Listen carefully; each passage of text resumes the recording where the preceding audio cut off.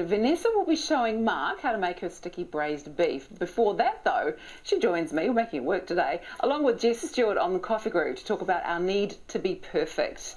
Good morning, guys. Good morning, Lovely to Mel. have you here. Now, do you ever beat yourself up when something doesn't go according to plan? Well, maybe you find yourself taking it on so much that it's inevitable that you'll fail. Jess and Vanessa have some advice. Now, Jess, what does it mean when we talk about being a perfectionist? What does it actually mean?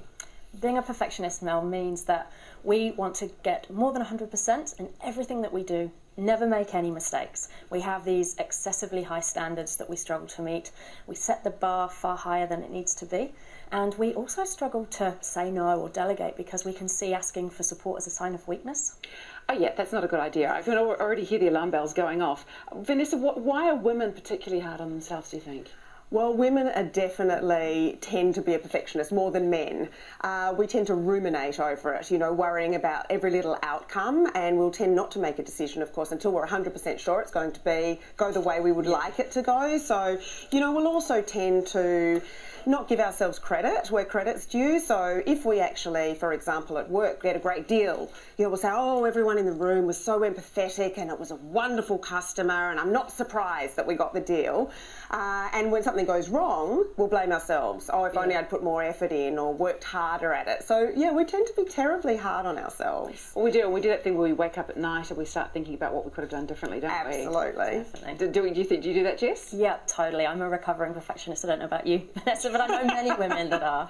A recovering perfectionist, what is that?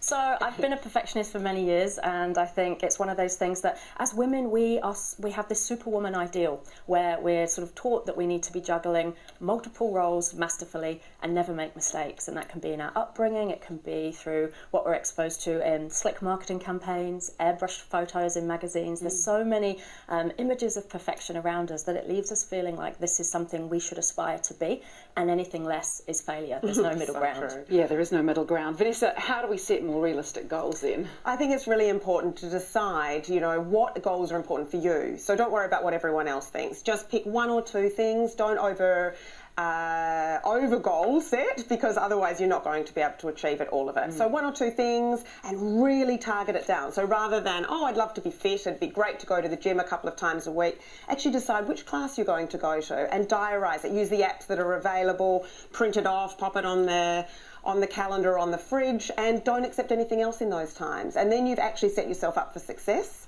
because unfortunately if we broaden it too much and set ourselves too many goals and too broadly, we're actually setting ourselves up for failure because we're not going to achieve on anything. I'm going to eat really healthily and spend all this time playing outside with my children. Yeah, it's a little bit loose. So actually target down, what are you going to change in your diet? What recipe book are you going to use? And actually plan it out. And then you'll be really proud of yourself when you achieve it. Yeah. Jess, why is perfection such a bad thing to try and, strive towards? It is. It's something that we think is the key to our success, but it can also be our undoing. It means that we'll do our best and try and do a really good job, but it also means that we can take on too much. It takes longer. We can often risk failing, burning out. So it can be our undoing, and sometimes done is better than perfect. I think Vanessa makes a valid point. It's our fear of failure sometimes at play that pushes us to be perfect. So we go so far away from failing that we go to the other extreme. And of course the irony is that then we set ourselves up to fail by doing and then that. you can have such a lot of procrastination when you're trying to be a perfectionist, because you've got to get it just right. Okay, finally then, from both of you, what is your top tip for kicking the perfectionism?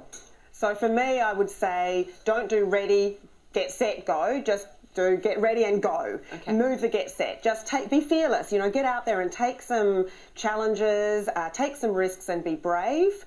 And then worry about all the little things afterwards. After you've made the decision, get on and do it, and then you can fine tune it and tweak it. I like afterwards. that. I like that. Jess, what about you? I think give yourself permission to make mistakes and don't beat yourself up for being human. We're very good at that, particularly as women. So permission to make mistakes. Don't wait for those outcomes to be 100% before you do it. Just get out there and give it a shot. Yeah, Hey, thank you guys. That's been quite enlightening. Great advice as always. Thanks.